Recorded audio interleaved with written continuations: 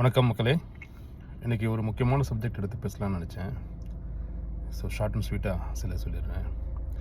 இந்திய அரசாங்கத்தால் நடத்தக்கூடிய மருத்துவ படிப்புக்கான ஒரு நுழைவுத் தேர்வு தான் நீட்னு சொல்லுவாங்க. அந்த நீட்டு தேர்வை கடந்த சில ஆண்டுகளாக இந்திய அரசாங்கம் நடத்தி அதனால் அதிக மதிப்பெண்கள் வாங்குறவங்களுக்கு நீட்டில் அவங்க டாக்டருக்கு சீட்டு கொடுத்துட்ருக்காங்க.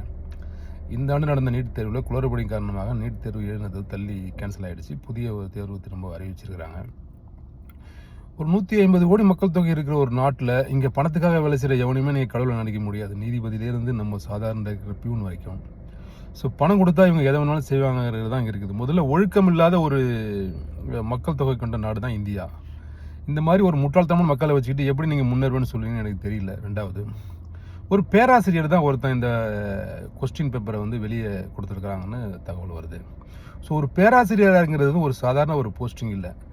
ஸோ இந்த நாட்டில் அடிப்படையாக நம்ம தெரிஞ்சுக்க வேண்டிய விஷயம் வச்சுக்கோங்க, ஆசிரியர்கள் சரியில்லைன்னா அந்த நாடு குட்டிச்சேரப்படுங்கிறது தான் நம்ம சொல்ல வேண்டியது ஸோ ஆசிரியர் பணிங்கிறது ஒரு தலையாய பணி. அடுத்த தலைமுறையை உருவாக்குறது தான் ஆசிரியர் பணி. அப்படிப்பட்ட அந்த நல்ல ஆசிரியர் பணி செய்கிற ஒருத்தர் இந்த கொஸ்டின் பேப்பர் வெளியே வர்றது மூலயமா அவரோட நோக்கம் என்னன்னு தெரியல எனக்கு. ஸோ ஒவ்வொருத்தரும் ஒரு வகைன்னு நீங்கள் சொல்லலாம், சப்பக்கட்டு எப்படி வேணாலும் கட்டலாம். பட் உண்மை என்னென்னா தப்பு தான். எப்போ தன் தப்பை நியாயப்படுத்துறதுக்கு இங்கே மக்கள், வக்கீல், சட்டம் எல்லாம் இருக்குதோ அப்போ வரைக்கும் இந்த நாடு உருப்படாதுங்கிறது தான் என்னுடைய திண்ணமான எண்ணம். இந்தியா மேலே எனக்கு வேகமோ இந்தியாவை குறை சொல்லணும் நோக்கம் எனக்கு இல்லை. இந்திய ஆட்சியாளர்கள் இன்னமும் இங்கே இருக்கிற அடித்தட்ட மக்களை அடிமைப்படுத்தி வைக்கிறதுல ரொம்ப தெளிவாக இருக்கிறாங்க. ஸோ இப்போது இந்த தேர்வில் எழுதின எத்தனையோ மாணவர்கள் தங்களோட முழு திறமை வெளிப்படுத்தி எழுதியிருப்பாங்க. அடுத்த முறை வரக்கூடிய அந்த தேர்வில் அவங்களால அதே அளவுக்கு இல்லாமல் புதிய ரொம்ப கடினமான கேள்விகள் கேட்கறது மூலயமா அவங்க குறைந்த மதிப்பெண் வாங்குறதுக்கான வாய்ப்புகள் இருக்குது.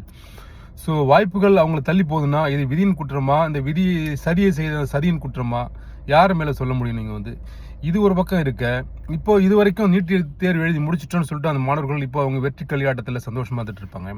திடீர்னு இப்போ நீங்கள் மீண்டும் நீட் தேர்வுன்னு சொல்லும்போது அவங்க மறுபடியும் முழு தயார் நிலை கொண்டு வரணும். ஸோ இதை பயன்படுத்தி இங்கே இருக்கக்கூடிய நிறைய இந்த ஆன்லைன் பயிற்சி வகுப்பு நடத்தக்கூடிய நிறுவனங்கள்லாம் 50,000 கொடுங்க, உங்களுக்கு ஒரு வருஷத்துக்கு கிளாஸ் 1 மாதம் நடத்துறேன்னு சொல்லி உள்ள வரானுங்க. ஸோ இது நோக்கம் என்ன தெரியுதுன்னா, மொத்தம் ஃப்ராடு பசங்களை வச்சுக்கிட்டு ஒரு ஃப்ராடு கும்பல் ஆட்சி நடத்துகிற மாதிரி தான் இந்தியாவில் எனக்கு தெரியுது. ஸோ இந்த மாதிரி ஒரு நிலைமை தொடர்ந்து போயிட்டு இருக்கும்போது இந்திய அரசாங்கம் இது உலக அளவில் நீங்கள் ஒரு கேள்விக்குறி வரக்கூடிய ஒரு சூழ்நிலை நீங்கள் நிற்கிறீங்க.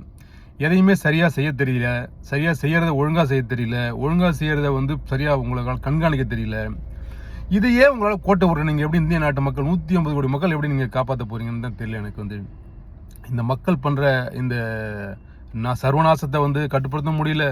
ஏற்கனவே 500 ரூபாய் 1000 ரூபாய் தடை பண்ணுன்னு சொல்லி 50 நாள் பொறுத்துக்கினீங்க. அன்னைக்கு ஒரு 500 பேர் செத்தான், அது என்னாச்சுன்னு தெரியல. அதுக்கப்புறம் இப்போ இந்த புல்வாமா தாக்குதலில் செத்தாங்க, அது இது வரைக்கும் எவன் செத்தான் யாருக்கு கொண்டான்னு ஒன்றும் தெரியல. அதன் பிறகு இப்போது இப்போ பெங்காலிகளை கொண்டு ஓட்டு போட வச்சு வெஸ்ட் பெங்கால் காலி பண்ண சொன்னாங்க, அது என்னன்னு ஓப்பனாக தெரியல. பீகார் பிரச்சனைன்னு தெரியல. பீகாரில் இருக்கவும் தமிழில் 100 மார்க் வாங்குறான், அதுக்கு என்ன பிரச்சனைன்னு தெரியல. உத்தரப்பிரதேசில் இருக்கவும் தமிழில் 100 மார்க் வாங்குறான், அது என்ன எப்படி நடக்குன்னு தெரியல. இப்படி அடுக்கடுக்கான ஒரு சந்தேகங்கள் எல்லாம் நீட் மேலே நிறைய கொஸ்டின்ஸ் தான் நமக்கு ஏற்படுத்துது. நீட்டுக்கு ஒரு தெளிவான முறைகேடு சம்மந்தப்பட்ட விசாரணை நடத்தி இது சம்மந்தப்பட்டவங்களை தூக்கில போடணும். அப்போதான் அடுத்தவங்களுக்கு அந்த பயம் வரும். இந்த தவறுல உடனடியாக இருந்த அத்தனை பேரும் தூக்கில போடணும்.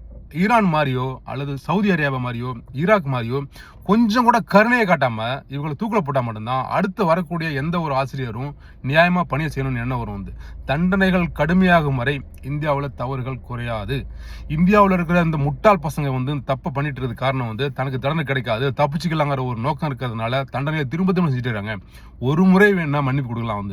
ஆனா இந்த மாதிரி தெரிந்தே ஒருத்தன் தவறு செய்யும் போது அவனுக்கு 2 மரண தண்டனை கொண்டு திரும்ப சாகும் வரை அவனை தூக்கில் போட்டு கொள்ளணுங்கிறது தான் என்ன போல சாமானிய மக்களோட விருப்பமா இருக்குது.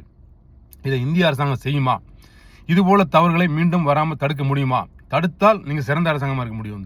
இப்படியே தொடர்ந்து இது மாதிரி நீங்க பண்ணிட்டு இருந்தீங்கன்னா இந்திய அரசாங்கம் உலக அரங்கில் ஒரு கேலி கூத்தான நிலைக்கு தள்ளப்படும். நீங்க மோசமான ஒரு நிலையை நோக்கி போயிட்டு இருப்பீங்க. மற்ற அரசுகள்லாம் முன்னெச்சரிக்கை நடவடிக்கை பல வருஷம் செஞ்சுட்டு இருக்குது. நீங்க எப்படி உங்களுடைய பணக்கார சகாக்களை காப்பாத்துறது, நீங்க எப்படி இந்த முட்டாள் மக்களை ஏமாத்துறது மட்டுமே சிந்திச்சுட்டு இருக்கிறீங்க. இது சரியான ஒரு நல்ல பாதைக்கு இந்தியாவை இட்டு செல்லாதுங்கிறது தான் என்னோட கடினமான ஒரு சாதாரண இந்த மனிதனுடைய எண்ணமா இருக்கு. தயவு செய்து இந்திய அரசாங்கம் இதுக்காக சரியான முறையான நடவடிக்கை எடுக்குமாங்கிறது தெரியல. எடுத்தால் நல்லது, எடுக்கலன்னா இந்த மாதிரி ஒரு நாட்டில் நம்ம வாழ நினைச்சு வெக்க தான் படணும். எனவே நான் இந்திய அரசு ஆட்சியாளர் தான் குறை சொல்லணும்னு நினைச்சு இந்திய அரசு சட்டத்தின் மேலே எனக்கு நம்பிக்கை இருக்குது. ஆனால் அந்த சட்டத்தை ஃபாலோ பண்ணாத மக்களை தான் நான் திரும்பவும் சொல்கிறேன், முட்டாள் முட்டாள் முட்டாள்னு சொல்லிட்டு இருக்கேன். நான் வந்து இந்த உடைய நான் இதோட முடிச்சுக்கிறேன். வீடியோ பிடிச்சிருந்தா லைக் பண்ணுங்கள், ஷேர் பண்ணுங்கள். மிக்க நன்றி இந்த வீடியோ பார்த்ததுக்கு. ஜெய்ஹிந்த்.